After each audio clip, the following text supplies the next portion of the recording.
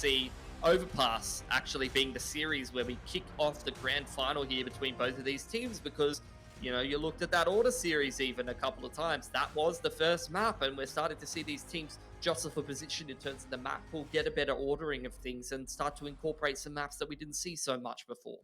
Yeah, it definitely does seem like a nice choice for ex-Direwolves as we do head on to map number 1. We're not really too sure what to make of this one from the Renegades. They don't play Overpass all that often, so there's not a whole lot that we could have really looked at. I'd have to imagine it is within the wheelhouse that they do practice it, that they've got some ideas on it, but I mean, if ex-Direwolves reckon they can throw a little bit of a spanner in the works with Overpass, then I don't mind that at all. Just quickly touching on the rest of the veto as well, because it looks like a bit of a slower pistol. I think Mirage actually not a bad one here for Renegades. That's one that ex-Direwolves don't tend to find themselves on too often. So I'd be looking at this first map to be really important for ex-Direwolves. I think they need to start off well in this, and you know, I think that's fair to say for any best of 5 series when you come in with a map deficit. Sicko is going to get absolutely blasted out of the round straight away by Savage, and Alistair might have to just go hightailing it back up to play the 2-on-3 there with Malta. ex-Direwolves have not lost a player, and they're out into short water. The B bomb site looking relatively undefended, and Hats having now been smoked off pretty much secures the round almost for ex-Direwolves. Yeah, it's going very, very well for them. Nade onto the side, though, is going to take APOC out of the equation, so at least able to claw one frag back, and we are talking about the USPs on the retake here. Couple of quick headshots away from turning their fortunes around, but Sterling has middle locked down. No one's getting out of connector, and no one's getting through ABC back onto the site. We're not even really talking about a retake at that point. The CTs couldn't even get any ground whatsoever. Sometimes that's just the way the cookie crumbles. That initial kill going the way of ex-Direwolves so cleanly was a bit of a, I think, a bit of a metaphor as to how the rest of the pistol round was going to go as well. Renegades couldn't get a whole lot done. Sicko didn't even, I feel like he didn't even have the chance to fire a bullet before his head was taken off. So great start for ex-Direwolves, but Renegades are going to buy straight back into the half, and they'll make sure that they can at least put a little bit of that pressure back on ex-Direwolves, right? Make them fight for this second round. Yep. Trying to take some guns out of their hands. Alistair, bit of extra money in the bank. Wants to go for that AWP into round number 4 if this buy doesn't go so well for them. Bit of a mixed bag for ex-Direwolves. Got a Krieg out of Sterling, AK, some Galils, and MP7 as well. And we're just seeing some map control come out. Creeping through connector. They've cleared out that area. Flash over the top of short B. That is going to go the way of APOC. So ex-Direwolves taking a lot of control towards middle and towards the B side of the map, and just applying some light utility pressure towards the A side of the map, but not actually contesting in there. And it's gone pretty well for them, all things considered. I'm looking at these 3 CTs centralized around Bathroom and Long A, and the fact that ex-Direwolves have essentially only just thrown some utility over there and are going to burst out Monster, and I'd say this is going to go well for them. Hats is not in the worst of positions to deal with this, and already starts to put a bit of damage down. Now the push coming through, the flash didn't quite catch the T's, and so they're relatively okay. A 1-for-1, you'll take that on the entry. Let's see what Ins can do with the 5-7. Now a little bit of work starting to come through for Renegades. A good pick onto Sterling as well.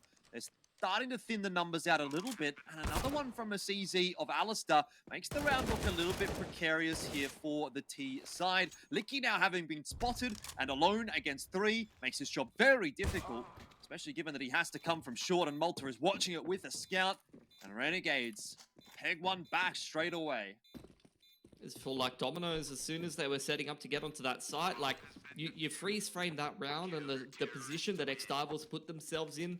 I actually liked it a lot, you know, just methodically clearing out collector, flash over the top of short B, and they're getting ready to kick off that B execute, while at the same time, like I said, applying that utility pressure, smoking towards bathrooms to try to keep those CT rotations honest. It's not like they're running into a stack. They have better utility. They have better weaponry. So to see Renegades almost win that round with relative ease doesn't fill me with a whole lot of confidence. But as we often do see in these early round situations, ex-Direwolves not going to let this one go. They're going to go again, put a fight together for themselves. Galil's across the board, a scout, and a Tech 9. And the only utility is these 2 flashes, and one of them already used just to get out of Fountain. Not looking to crash out for ex-Direwolves, but with that said, you know, they're taking a sizable amount of map control already. You know, there's still a minute and a half left in this game, so they do want to, this game I should say, this round, They do want to just try to start to put a bit of that pressure back on Renegades, but it's unlikely. If with Alistair having an AWP in his hands, is going to be hitting shots like that and starting the round off so nicely for Renegades that they're going to be feeling too concerned at all. Ex-Direwolves down to 4. They've only got Khalils to work with. CSGO won't quite find the timing onto APOC. Yeah, Alistair was trying to set him up with the flash there. And it was reasonably well timed, just didn't check the top of the flower pot, so could have gone a little bit differently. Inns trying to take matters into his own hands. All the duels in towards Connector, but Licky just does not stop moving. It's a complete drive-by. And the B site, it's open for business. Renegades scrambling to get back into position. Mats is going to have to keep his eyes trained on those T's headed in his direction. He does have the backup of Malta with the M4A1S a little bit further back, but a lot of progression up here from the T's, and Plan is going down. It's a little bit of an awkward timing for ex-Direwolves because Hats and Malta, off the back of that plant, were able to find some kills, and Alistair chimes in with a nicely placed grenade to secure the round for Renegades. A bit of an awkward thing there, I felt like, for ex-Direwolves, because they had every possibility of taking down Malta. He was really out in no man's land, but he was backed up nicely by Hats, and then there was one more guy sitting on the sitting on the plant, and ex-Direwolves just didn't have the capacity there to trade it down effectively, and ultimately the round sort of fell away from them a little bit. I mean, the difference is utility. They just had no grenades. And although they're able to find that duel onto Inns in towards the middle of the map and clear out that short B area, and they do actually go towards the right side, you know, it's not like the CTs are in crazy good positions. The difference really lies in the fact that when you see those B site hits a lot of the time, the right utility forces the CTs to be in more aggressive positions like water and things like that to find success. But when you don't have any of those smokes, you don't have any of that utility, the CTs can just sit back on angles like ABC and chill, and you basically can't win. Oh, that's a nice shot from Alistair. He's going to get the ball rolling with the AWP, then it's going to be a difficult day at the office for ex-Direwolves. He'll need to do a bit of work here to keep Sicko alive, and he can't quite land those shots that are going to be enough to help Sicko out.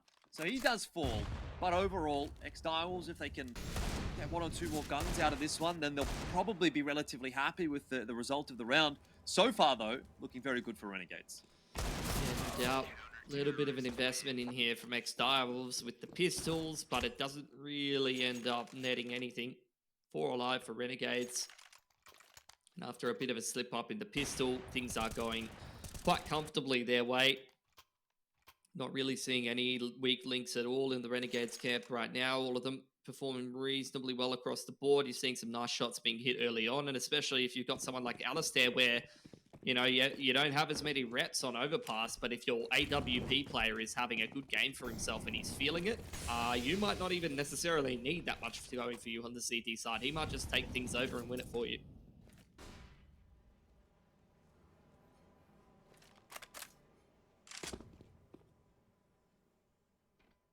Bit of an interesting approach into this round from Renegades. A lot more aggression down past the bathrooms, even in towards balloons, and having a bit of a look towards Fountain. If the opportunity presents itself, we'll see what Sicko does do. For now, he's just holding strong at the top of Connector. They do have Malta inside of the Connector as well. So a much more proactive approach in this round from Renegades than what ex-Direwolves would have faced so far. But at least for now, ex-Direwolves are negotiating it relatively well. What? Alistair has been caught out. That was Where savage. from? Yeah, from Party. How has he found that duel with the AK from Party? Would have been backing the AWP to close that one out. And ex-Direwolves, I mean, you were talking about it yourself, an aggressive kind of setup towards the middle of the map and bathrooms here, and it didn't start well for them. Malta is now alone in Connector, and he has found a frag, but ex-Direwolves don't seem concerned about going to clear him out. They seem like they want to zone in on this A side if they can. I mean, that could work out for them. They'll have to obviously be prepared for the fact that Malta is going to come from behind. Leaves a bit of a job there for Sicko to do, and he's kind of caught in transition. Gets his head taken off by Licky. This is sizing up to be the first round on the board for ex-Direwolves if they're able to lock it down from here. 4 on 3. Definitely achievable. And Renegades don't even look like they're too interested in trying to make a retake happen, though the bomb hasn't been planted just yet. Sterling's going to have to get onto that one relatively quickly. Was ensuring there wasn't anything coming from long. Yeah. End of the day, ex-Direwolves might not even have to work too hard for this one because it doesn't look like Renegades want to make the retake. I think ex-Direwolves kind of have a bit of a misread on this. You know, they're seeming a little bit worried that they might have been timed, and it is something you see time and time again around towards bathrooms and this short A side of the map where ex-Direwolves, they didn't want to force the plant down. Like, they got rid of Alistair and Sicko, and I think they would have known that Sicko is that, site rotator, probably float towards B or A, and they're kind of thinking to themselves, like, where's Malta at? He was in the middle of the map. They're not feeling comfortable enough to force that plant down. Have finally found this player who was towards connector earlier as the bomb goes off, but don't think either team is in a strong enough position economically to really want to force these kills too much and risk losing their gun early on. So ex-Direwolves, good little response. Savage, I think, it says he's the impact player and you see one kill, but being able to pick the AWPer from party over towards that short A area as the opening kill of the round, that is impact. 3-2 the scoreline. Renegades didn't lose a huge amount of cash out of that round. They've got their full buy back together, but starting to scrape toward the bottom of the barrel for a couple of their players. Alistair once again is trying to get aggressive. This time he only has the backup of Sicko. Malta's a little bit more transfixed on what's happening on the B bomb site. So there is no presence in connector from Renegades, and as a result, that's going to mean Alistair has to back away, wary of that timing. I mean, again, ex-Direwolves seems like their default kind of play on Overpass is not bathrooms control, but rather trying to control connector and short B. They've done a pretty good job of clearing out both of those parts of the map, and now Sterling and Savage being the two to try to clear out long A, try to go for a run boost and take some control or put a little bit of pressure on A. Renegades very much respecting all the different positions for the T side at the moment. They're quite passive all the way back on A with a 3-stack on B with this monster setup. Malta's got some supportive utility. And it seems like ex-Direwolves looking for some picks towards B early on here, but it has not worked out for them at all. Yeah, two players stacked on the right side of Monster as well. There's going to be a bit of a handful for APOC. Is he even aware that there's multiple there? Well, now he should be. But that information isn't necessarily going to help ex-Direwolves out all that much because there is time starting to run down, and with 25 seconds, the bomb, it was going towards A, now it's coming back down towards B. Ex-Direwolves have really left this one to the last possible second. The 11th hour as they try to make their way into the B site. Luckily, might have drawn a couple of rotations, and In's not able to hold strong on the entry. Things start to fall apart a little bit for Renegades on the defense. Straight through the smoke on upper is Malta. Does do enough to salvage one kill, but can get no more. And we're back to the 2-on-2 post-plant now for APOC and Savage. Seem to be handling things quite nicely. That's a shot from Alistair, but a good trade from APOC, and ex-Direwolves will win the round. And Pilski, I feel like they kind of bamboozled Renegades with that very, very late approach into B. Yeah, a little bit. Definitely some awkward timing, some awkward situations where it didn't really feel like any of these CTs were super comfortable. Like, Inns is taking a weird duel. Hats is like, which of these four players, like, zooming all over my screen am I shooting first? And unfortunately only goes 1 for 1. The trade's very snappy for ex-Direwolves, and they needed to be. Even though that round didn't start well for them, they certainly just pulled themselves up by their bootstraps and just went for the 4v5 into the small side. It is the ultimate 4v5 play you want to be going for. Nice pick from Ian's, just tanking 80 damage from a Molotov, but he doesn't care. He's found that first pick. Yeah, once again, Renegades might be able to grab themselves a sneaky round here, though Inns, Alistair, and Sicko only having USPs to play with doesn't fill you with a huge amount of confidence. If they were at least Deagles, I'd probably give Renegades a decent chance into this one. And one of them has been shuffled back over to Alistair, so at least there's some semblance of weaponry firepower across the board for Renegades here. But it's that numbers advantage that's going to be the big difference maker for them, if anything, in this round. And I feel like it would be a little bit unfair for ex-Direwolves. You know, they dropped a round similar to this one in round number 2 of the half, and they wouldn't want to drop another one here because it has been a good day so far for ex-Direwolves. I've liked kind of what I've seen. They've been able to get through some gun rounds, but maybe it's the anti-ecos that are going to let them down. Licky cops a tag.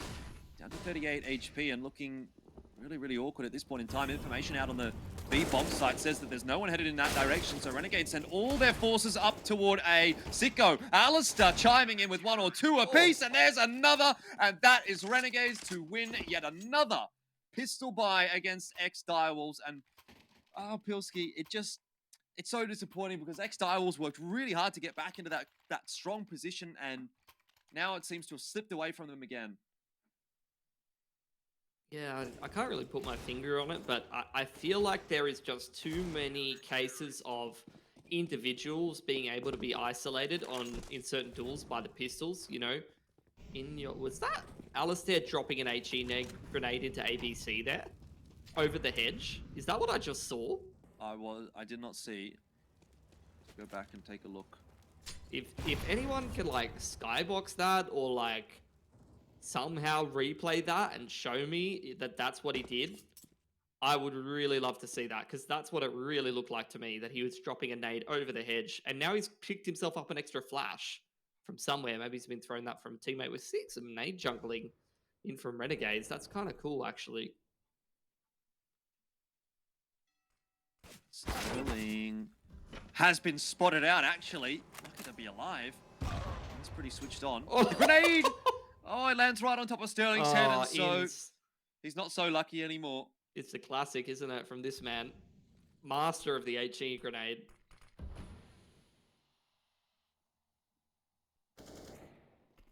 He's going to drop, but Inns is getting a bit aggressive up onto short. Still, that's another gun into the hands of ex-Direwolves. Hats has it on lockdown, though, with the MP9. Perfect weapon in this scenario. No armor for the T side. It was looking a little bit awkward for Renegades there, to be honest. I was wondering if ex-Direwolves would be able to do what was just done to them, but not the case this time.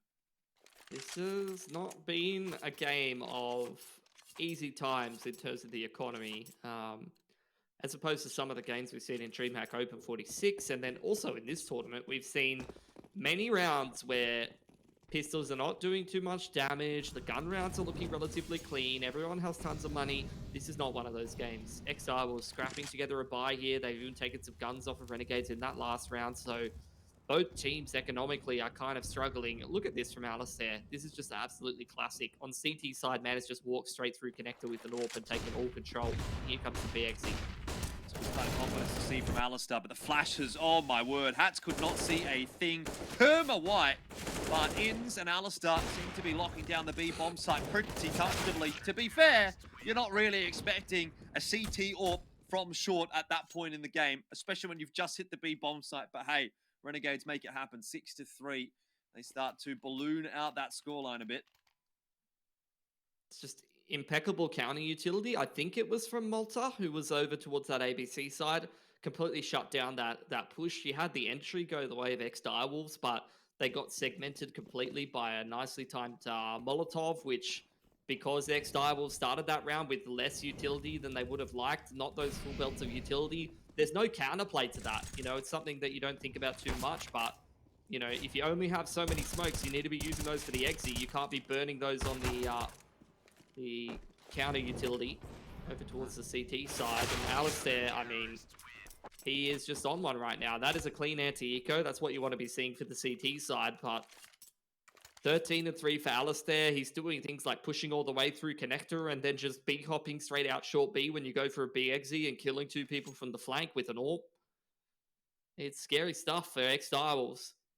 Yeah, it felt like it was a close half, but now, you know, not even 5 minutes later, it's 7-3. Renegades have just steamrolled the last few rounds, and the half is starting to get a little problematic for ex-Direwolves. They are on the T side, though, so getting those buys through will become a little bit easier as the loss bonus builds up. They have managed to get another one here. Maybe expecting some of that aggression from Alistair. They've been seeing him all over the place, and Savage can't quite find his man. Alistair, yet again, is able to open it up for Renegades. Oh, it's going bad to worse right now for ex-Direwolves. What was working for them initially, this connector control short B, has actually not really gone so well this time around. They've started this round off with losing 2 picks, and now Renegades feeling quite comfortable. That's a nice off angle for Sicko, and he put the first 3 bullets into Hazard, but man's mechanical aim on point once again has found the head of the opponent.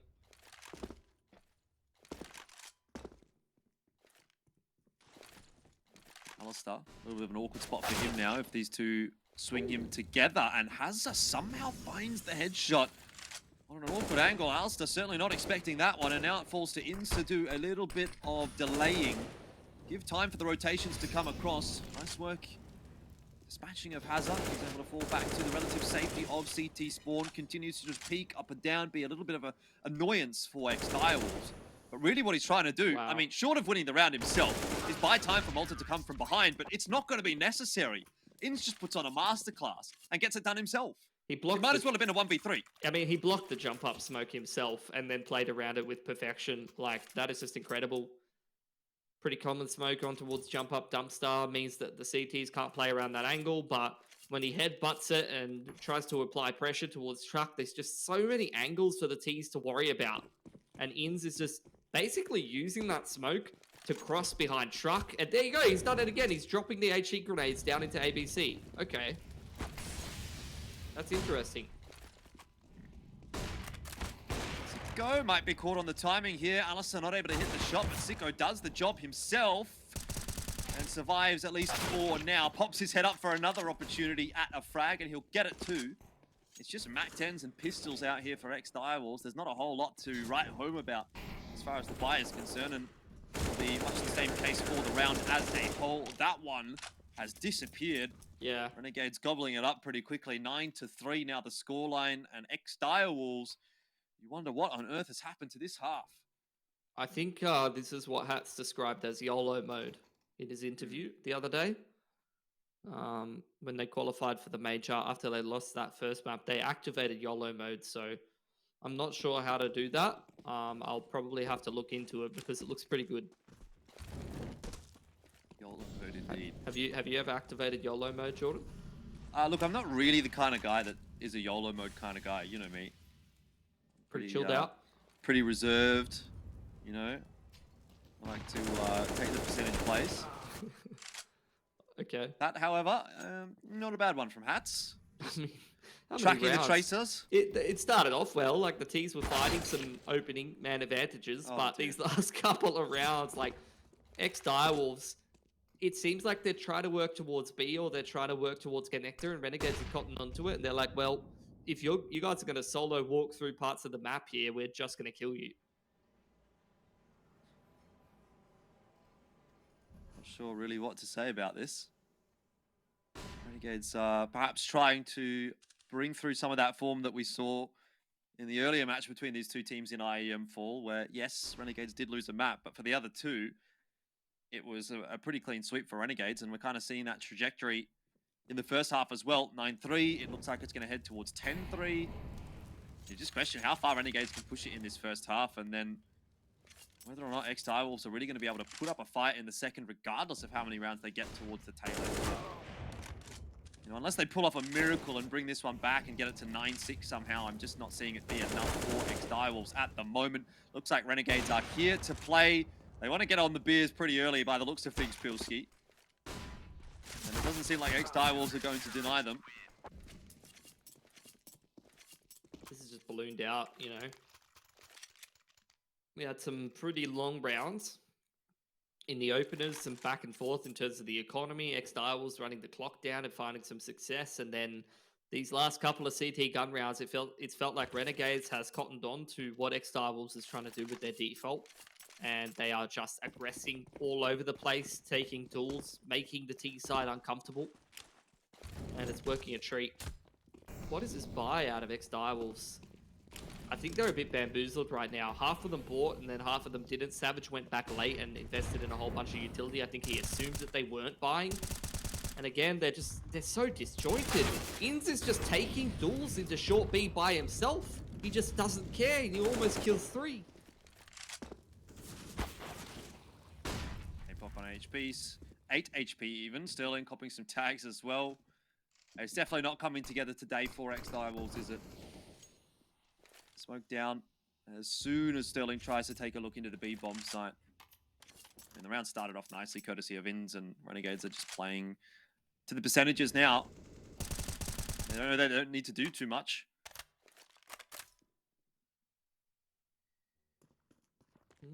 Smoke from heaven in towards Monster, I think it was meant to be, or maybe the A side. Oh boy. Flash in, double peek from Malta and Hats, and that round should be over, but hold on. Full belt to utility here for Sterling. Definitely to work with as well. A good candidate for the clutch. It would be, unless that happens. Oh boy. Yeah, It's it one just of seems these. like It's one of these, Jordan. yeah, nothing really is going right for ex-Direwolves at the moment. Any other day of the week, Sterling probably does pull that one off, but not this time. 11-3-4 Renegades. Yeah. I will be a little bit lackluster into the final round of the half for ex-Direwolves. APOC has to go down to a Deagle. Licky has a bit of a decision to make as to what he wants to go for, but it'll end up being the Scout plus Util. And of course, Renegades have everything that they would want. Aggression all the way up in towards party here from multiple players. You got a double AWP on the A side of the map. Careful where you're treading. HE nades even doing some great chip damage in there. Sicko and Alistair just back-to-back AWPing on party, and they're hitting everything. Like they just wiped the whole of the T side. The dynamic duo of Renegades, aren't they, when it comes to the double AWP setup? And it's no wonder that we continue to talk about the fear that it can strike into other teams when they're going up against Renegades. There is no team in the ANZ region that has a better double AWP than what Renegades does. And it continues to impress. Alistair, Sicko both having a great half. Everyone on Renegades really is having a great half. Can't forget to mention the rest.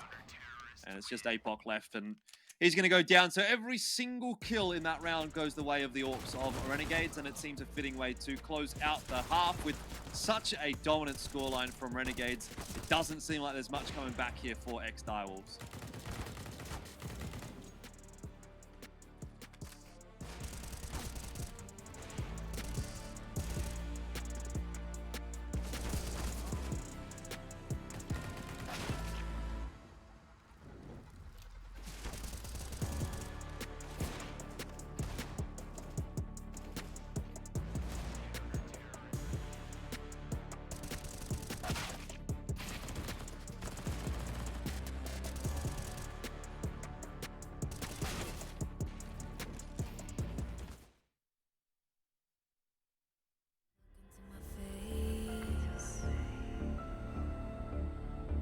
Tell me now why you want to wait. Running out of words you wanna say. I've been looking for you, looking for you.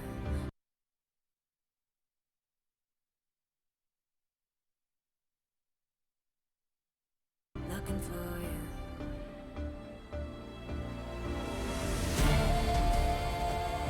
Take me down. Leave me lost and found. Take me down. Loudly without a sound. And I will rise, and I will fly, rise,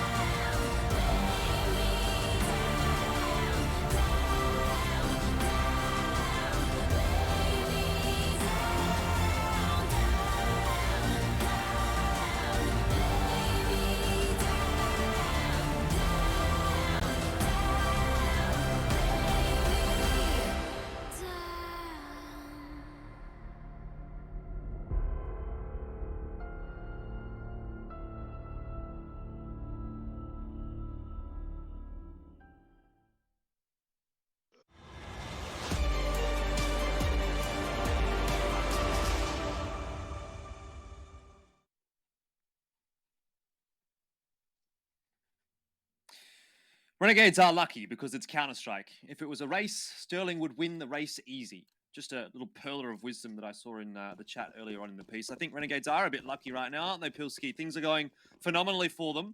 But if it was a race, Sterling would win. Is I mean, I'm not really seeing the dots connecting, but I think Renegades would probably win a race right now. Because hold on, Alistair's definitely won the race for fastest to get first picked in a round. I cannot believe that APOC is ready for a tower boost in a round like this on the pistol. That's actually kind of absurd. Well, he certainly makes a nice go of it.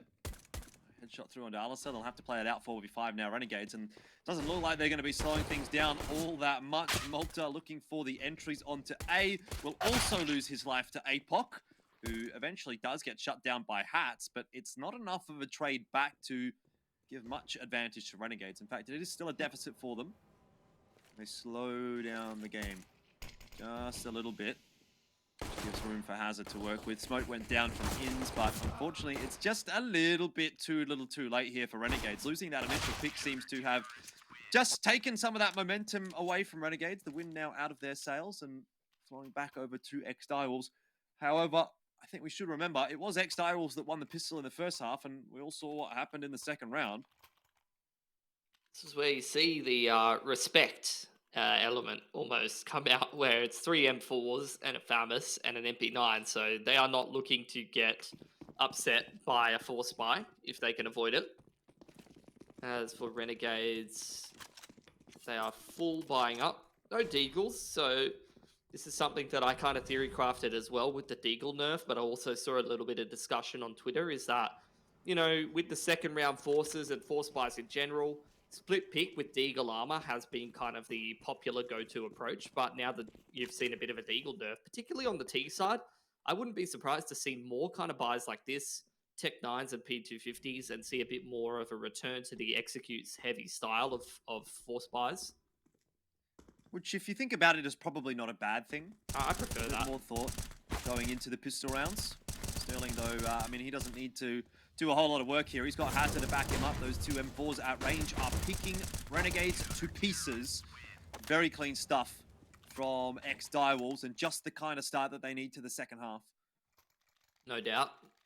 Pistol round 1 into anti-force being clean as hell. And I think that is a side effect of the M4s coming out. I mean, you just... fair enough, that was like the half buy with the Tech 9s that I was talking about, and Renegades was looking for a bit more of an execute heavy approach, but I just feel like you cannot split pick with Deagles against A1S. Like, it's just not going to go well for you.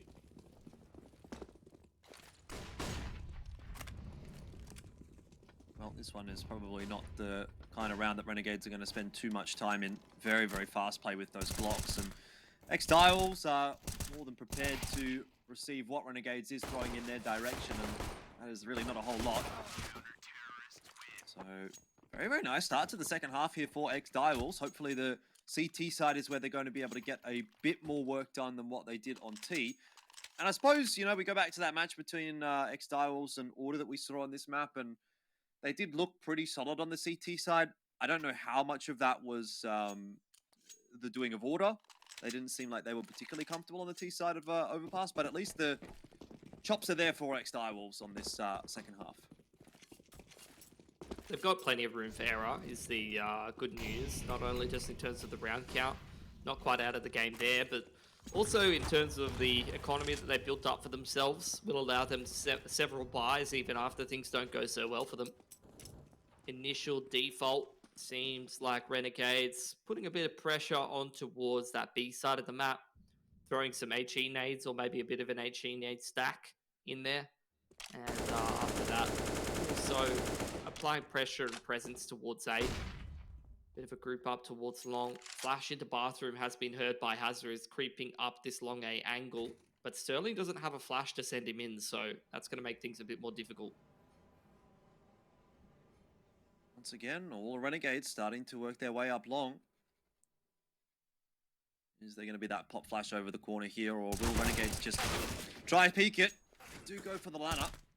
It'll go the way of Alistair, 1 for 1. Not so bad, but with that headshot going over onto Ins, it starts to look a little bit more difficult for Renegades. Kill on APOC though, swings it back in their direction, 3 on 4 now. Malta hasn't found anyone on the rotation. No one from ex-Direwolves have pushed out. Yeah, well, there's the duel. Not only in the bathrooms, but also at short B. Just looking at Malta and Savage there. Savage trying to position himself nicely, and he hits a lot of digs. And in the meanwhile, Inns has caught the rotation off of that A side of the map, pulled by Savage getting that pick perhaps, or assuming that it's going to be a late play into B. So Renegades, with a couple of individuals walking out different parts of the map, have kind of bamboozled ex-Direwolves and not allowed them to make the 100% right decision. Here's the boost up though. Alice is going to spot it, but can't quite land the shots. He really didn't hit a whole lot there at all, did he? And so now Inns is put in a very awkward position where he doesn't have any HP to play with at all. This has to be pixel perfect from Inns. This has to be 2 headshots, bang, bang. Ex-Direwolves, though, are running out of time, and they don't actually have a smoke to put on this bomb, so if Inns plays it right, if he gets that shot across, he might just win the round. However, the cover is there from Licky, and Savage will get the defuse. It was a bit too close for comfort for ex-Direwolves, but they got it done in the end with 2 guns, and that is enough to keep their economy looking healthy-ish. I mean, they've just had a fantastic start to this game, so yeah, they're not too worried about the money just yet. Neither are Renegades, though. They got that plant in, but you're looking at this, the way that this half is going. I mean, we had a 12-3 lead. Ex-Direwolves on the CT side have picked up a lot of momentum here, and they're starting to look a little bit more confident now.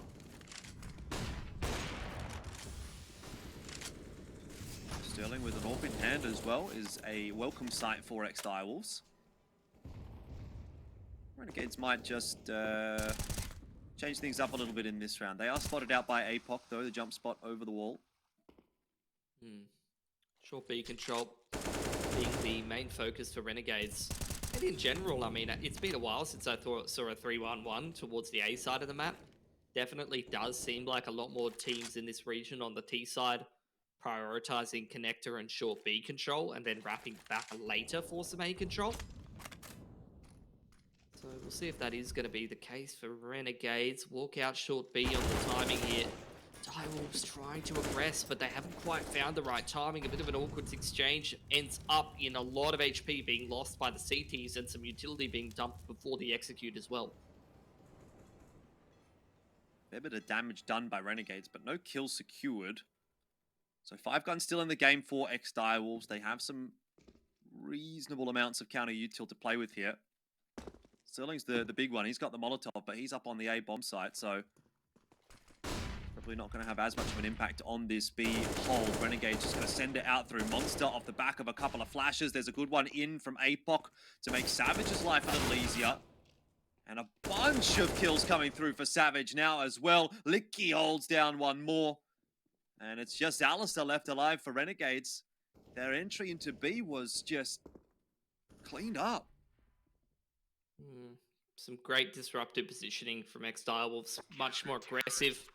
Not giving Renegades any breathing room, but more so just trying to find those kills in the choke points and aggress the other team before they can really get into that scaling kind of position on the site, I guess you could say. You know, when you see those executes, you get the initial setup, you get the utility that is meant to push the other team into uncomfortable positions, and that's where you can scale, you can find more room on the sites and entries. If the CTs are pushing up, they're aggressing into some of those parts of the map, they're picking you before you can get comfortable, and they're not letting you through the choke points, then you're never really able to quite get onto the site and get comfortable and scale into a post plant. So, job from ex-Direwolves there, shows a little bit of confidence, and again, that's another case of Sterling just going for that pick, not letting the T's get any ground. That's kill for Hazard. He's starting to be collapsed upon by Inns. Still will be able to answer that challenge quite nicely, and it really does feel as though some of that X factor has left Renegades. In the first half, everything was going their way, not a thing going wrong, and now tables have turned quite dramatically. And ex-Direwolves are they're not even like losing a single player in some of these rounds. Yeah. Is this... I don't know, man. I feel like I'm being misled, but these CT sides here in IEM Fall are seem pretty insane, right? Yeah. They're very, very one-sided maps on Overpass. No, in just every map, though. Like, even that upper bracket game between Renegades and ex-Direwolves, we had, like, 11, 12 round CT halves. And again, we've had a 12-round CT half for Renegades, and then they go over the T and they can't win a round. Like, what is going on? Not too sure.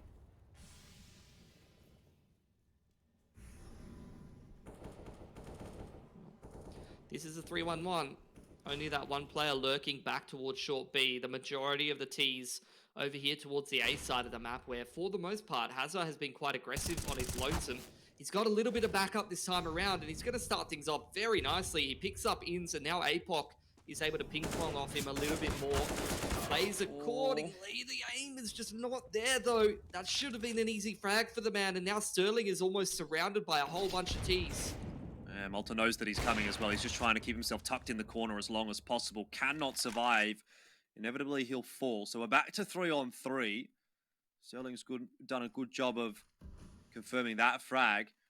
But this is the round that's looked the most winnable for Renegades so far in the half.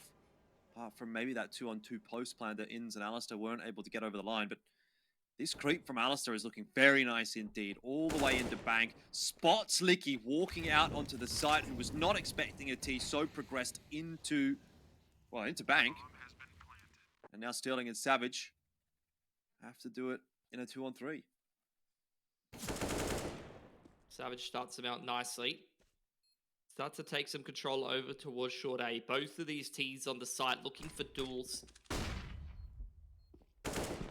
Sterling would have been spotted. Well, he certainly has been now. Gets the leg shot onto Alistair, who's just jumping around all over the place, and the Deagle put to good use. Now it is Sicko in the one-on-one, and all he really has to do here is buy time, which is exactly what he's done. Sterling might have had it if he would have got the headshot there onto Sicko and jumped straight on the bomb, but Renegades will find their 13th. It has been a long time coming, but that's their first round on the second half.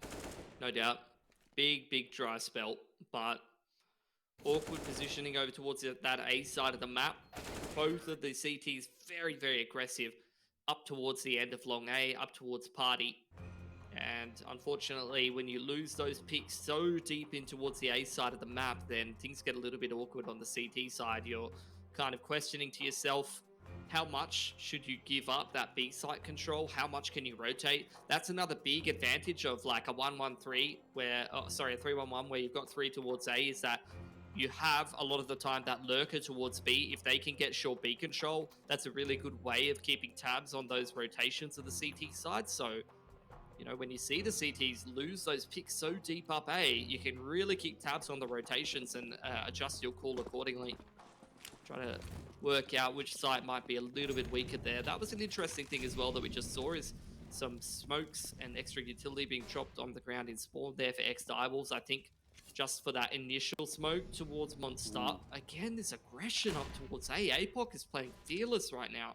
He's going to continue to pick the pace up as well. Alistair's watching into playground, but not expecting APOC to have continued to push. That is a master stroke. Katz is going to have to turn away from the flash, and he'll also lose the duel against APOC, making amends for that last round. He's going to send all of Renegades scurrying in his direction, trying to deal with this map control that's been taken. What a mess! APOC's gotten another, and he might just get one more. Malta only just holds it down, but goodness me, what has happened there? He's even dropped his primary weapon. How has that happened? It's a 4-3. That's a case of the 4-3, 100%. Hazard and Ims just not seeing each other on the edge of the screen at all. This round is an absolute mess. APOC dropped his bloody primary weapon, looking for the AWP, couldn't find it, but still got a kill with the USP. The next Direwolves, it was an absolute mess, but they win that round, and they actually kind of soft reset Renegades' money. And APOC, this is kind of where the saying "can't stop the puck" comes from. When this man puts his mind to it, he can outplay multiple players on an individual basis. Just outposition them, do some cheeky little pushes, some cheeky little tactics with the flash you saw there. And it's beautiful to watch when it works for him. I think they're going to be feeling too pleased with how this second half is progressing, Renegades. It's starting to get to a sticking point now. 13-10. You go, all right, well, look, we've let ex-Direwolves have their fun, but I think we need to start wrapping it up now. Otherwise, this starts to get away from Renegades. I mean, if it hasn't already, what are we up to now? Like 6 1/2, 7 1/2, actually. Renegades have had very little success on this T side. And even that one round where they did find success, you could kind of argue that Hazard should have pulled enough aggro for APOC to find that pick, and then that should have been favored for the CTs as well. But because that round got messy, that's where Alistair found a bit more space. Either way, Renegades on towards this Deagle bite with a bit of utility. They've got very deep up bathrooms here. I think one of the big things in this half has been that Renegades have barely gotten a bomb plant down. I'm pretty sure there's only been 2 rounds so far. So they're just not getting into the bomb sites. That must have been spotted there for the ex-Direwolves players to fall away. Hats hits a nice one on the entry. Wouldn't want to fumble it here, ex-Direwolves. So they're going to ensure that they lock it down nicely indeed. And it is only that one good kill on the entry from Renegades that they'll get out of that round. 13-11. The deficit now crawls to 2. Renegades have another buy through, but damn, they need to get a bomb down, man. Like that, we're so deep into this half, and barely any of these rounds have looked competitive. Yeah. Though that round was making me a little bit nervous, seeing Hazard and Sterling fumble on a boost in a smoke towards long A up against an anti-eco. Those are the kind of situations that they give me physical cringe, like full body cringe, Jordan, because I'm like, oh god. If the T's just decide now is the go time and you've got 2 players kind of caught out in the open bumbling into each other, that is always a recipe for disaster. Either way, Renegades, they've had a couple of pauses. They've had a couple of, rounds or many rounds at this point to chat about what the hell is going on. The fact that they've only managed to put 1 round on the board again. Style was always changing up the defense. Hazard has been left very solo, aggressing on multiple parts of the map. He's been towards long A, he's been towards party. He's found success both times, but this time, aggressing solo in towards connector, loses ex-Direwolves the first pick, and that might be a bit of a different story for this round if Renegades can secure it. Yeah, I mean, it's something to note, isn't it? That there is some change-ups for the ex-Direwolves on this CT side compared to what we saw against Order. You know, it was like Hazard and Sterling aggressing out from the A bomb site against Order, up long and in towards Party and Playground. But this game, it feels like it's mostly been APOC doing that. So I'm not sure what the reason for that is, whether or not ex-Direwolves have a different plan in mind for Renegades or whatever it may be. But it seems to be working out okay so far on the CT side. However, this round is looking a little precarious. Hats catches Sterling on the timing. Probably doesn't expect APOC in the bathroom. In, swings around, gets the information. No one's turned for the trade, but eventually Sicko gets there and gets it done. Again, a little bit awkward for Renegades. But the kills are coming through quite nicely this time. Oh, this will be enough to get them to 14. The trigger discipline for APOC, and then Inns just comes through, like spinning around in circles, like that bloody little doll thing from Squid Game. Just checking all the angles. Bleed. Yeah, red light, green light. Yeah, that's it. Oh boy. APOC eventually got caught, so He did get caught for sure. He was eliminated. Bad luck, mate. But look, to be fair, ex-Direwolves still aren't in the worst position financially speaking, so it's not really going to get easier for Renegades. Yes, they're fighting a couple of rounds now, but ex-Direwolves is still making them work for this map victory, which is not something that we would have expected after a 12-3 half. Licky does just survive with his weapon. Jeez. He almost got caught as well. I think ex-Direwolves need to stay a little bit more still, perhaps. Yeah, see, if he was just perfectly still there, Inns turns around, nah, you can't see me if I can't see you, just hands over the eyes, and he would have mopped up, 100%. It's a good strat.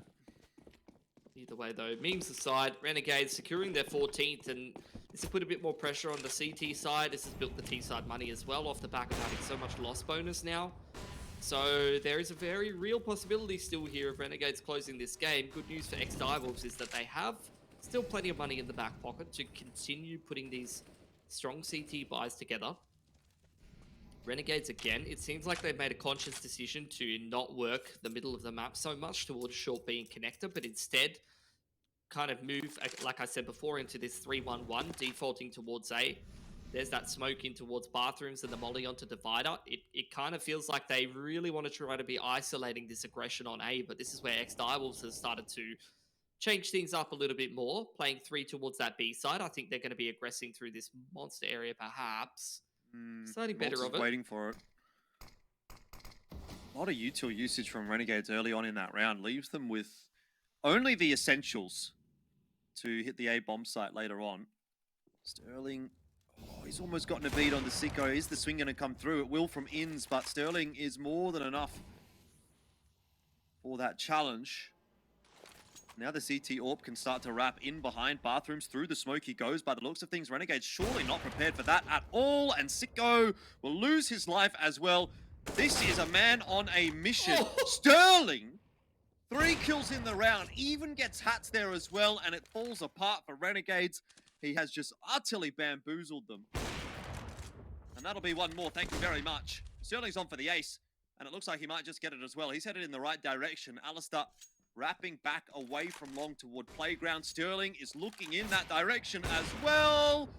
And very nearly gets it by the skin of his teeth. Alistair survives. You can tell Sterling wants it here. He's not quite going to have the luck. Hazza steals it away, but oh, what a round from Sterling. Bastard.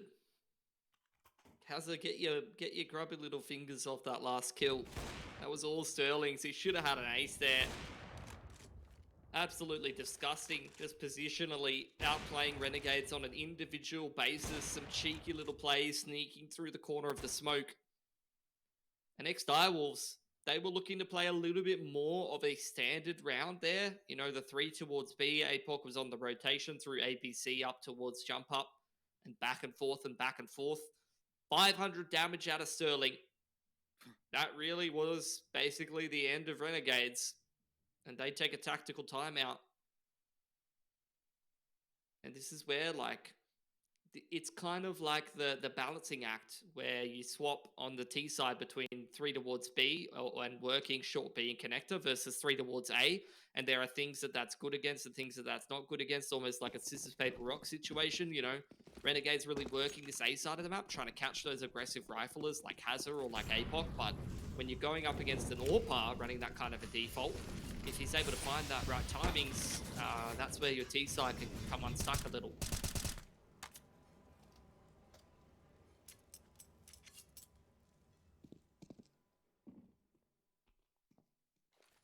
We're still not in particularly dire territory just yet for Renegades, but slowly but surely it's kind of creeping in that direction. In sets himself on the line, and he actually will get the better of Licky, though Licky was expecting it. SHE nade onto APOC as well. Utility being dumped by the CT side. They're kind of in panic mode over towards B, but that's not where the pressure is happening. After Renegades get that pick, they drop Ins off in towards short B. He's going to try to listen for footsteps and control any players trying to take control over towards B, whether it be short B or monster. That's really what he's looking for right now. And the rest of Renegades working this A side of the map where Hazza is solo. He feels compelled to make a little bit of a play here to get himself out of a bad situation. Might be a bit of a masterstroke if he gets behind Renegades once again. Surely it can't happen 2 rounds in a row. In the meanwhile, Inns is creeping out onto B. Very sharp shots onto APOC, but he'll be traded down. And you still keep your eyes on Hazza. Behind them in the bathrooms. If Renegades don't pick up the pace onto this bomb site and get the bomb down quick, then he is going to be a real thorn in their side. Looks like Malta's switched on enough, and so is Hats. In the end, Hazza will not get away with any shenanigans this time. I don't even know if he had a really good idea of where Hats was shooting him from, because I think he looked back towards the T side of bathrooms there. But anyway, doesn't matter too much. We're now in a 4-on-2, and Renegades might have just done enough to get themselves towards map point here. Savage trying to clear out a couple of angles, won't properly clear Malta, and that is going to give him enough room to find the double and finish the round off in the favor of the T side. Renegades now finally 1 round away from finishing off the map. It's been a bit of a grind. The large majority of these CT rounds going the way of ex-Direwolves, but a couple of good timings from Renegades. They've taken a few tack pauses, and I think for the most part, this adjustment towards focusing on the A side of the map has worked a little better, and allowing room for that lurk towards B has been a little bit more effective. It feels like they've kind of started to adapt to what ex-Direwolves are looking to do on the CT side. Initial aggression towards APOC, punished again. These are the kind of things that were working very well for ex-Direwolves earlier on in the half, but now Renegades, it feels like they're finding first picks quite regularly. Yeah, it's been a nice fight back from ex-Direwolves, but it hasn't quite been enough. At least by the looks of things, 3 in a row here off the back of a numbers deficit is a tall order. Renegades might just have found that missing piece of the puzzle that they needed to close things out. Savage was on for a double. He'll get it. He'll get the triple as well. Again, ex-Direwolves pull out a bit of magic. And Renegades will not be able to find the end of the map just yet. Unless Alistair goes ballistic with York. He's got a 4-on-1 to deal with. Doesn't have control of the bomb. It's the worst angle in the world to try and contest from as well through Monster and Renegades. Well, another one slips by the wayside.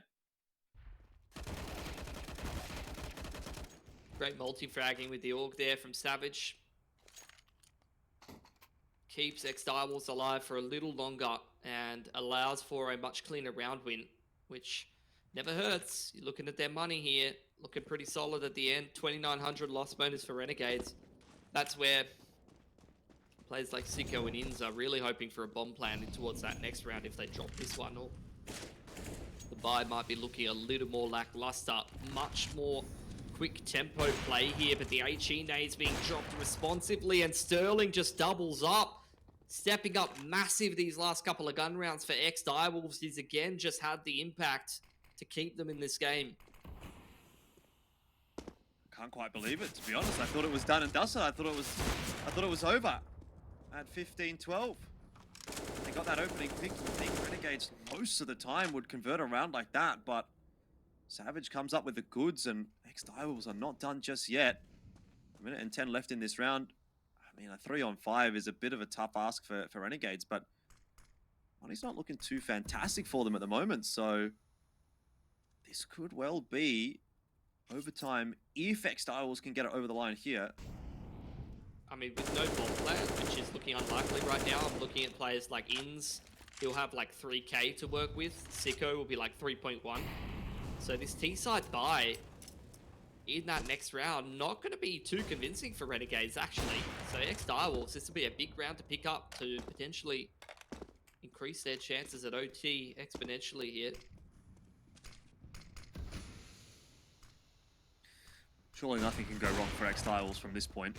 Sterling has it on lockdown. Sicko out of the picture already, and with 20 seconds, Malta just creeps into the angle that Hazard is watching. It's too easy for ex-Direwolves in that round, and now we head into the final round of regulation time, and it's exactly as we said, Pilski. Inns, Sicko, looking a little bit poorer than you'd like to be.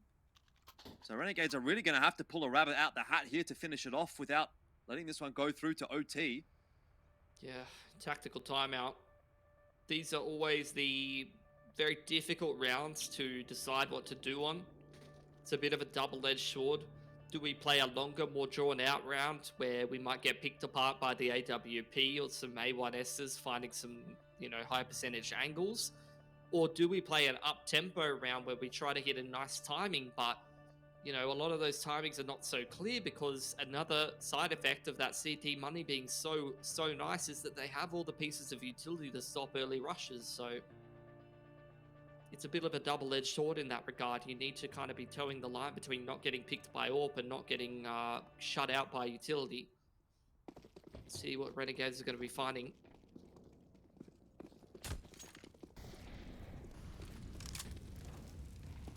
Top to greet them as they try to work out of T-spawn. Yeah, ex-Direwolves are really anticipating with this kind of money that it was going to be a play towards B. Early 4-stack, initial smoke towards back of Monster, Molotov dropped instantly. They really thought that that was going to be a B-site play that they just wanted to shut down and lean towards early. Right now, giving Hazard a fair bit of responsibility on that A side of the map. He's just jump spotting. In the meanwhile, Renegades giving a few tells that this is a play towards the A side of the map. Smoke onto bathrooms, Molotov on towards Divider. That's a fair amount of information that they are setting up over here, and I'm keen to see what Renegades are going to do with the utility that they have. Their only smoke being used as a progression smoke towards long A. There are so many tells right now, and I'm watching Sterling lean over towards A. A boost over the top as well could set up APOC for an early opening frag, and indeed it will. Ex-Direwolves reading this A play very well right now. That's terrible news for Renegades. Not only are they now down a player, but what have they got to get into this site? Just some good shots is really what it's going to take. Alistar had a chance there, but he couldn't hold on against Hazza. Malta is able to trade one back down, but Renegades need more. They need way more. And Inns is going to be gifted one. Maybe it's still on the cards for the T side as they get control of the A bomb site. Malta pushes into Bank. Renegades pulling off what feels like the impossible. Ex-Direwolves have done so much work to get it back to this point, but Renegades now, surely it's theirs. 16-14, Sicko will confirm it, and you have to feel that that is going to be a tilter for Ex-Direwolves. It really could have been overtime, and that is just another one that is going to fall by the wayside against Renegades. It reminds me of every single map we saw in the DreamHack Grand Final, and yet again for Ex-Direwolves, they just quite don't have enough.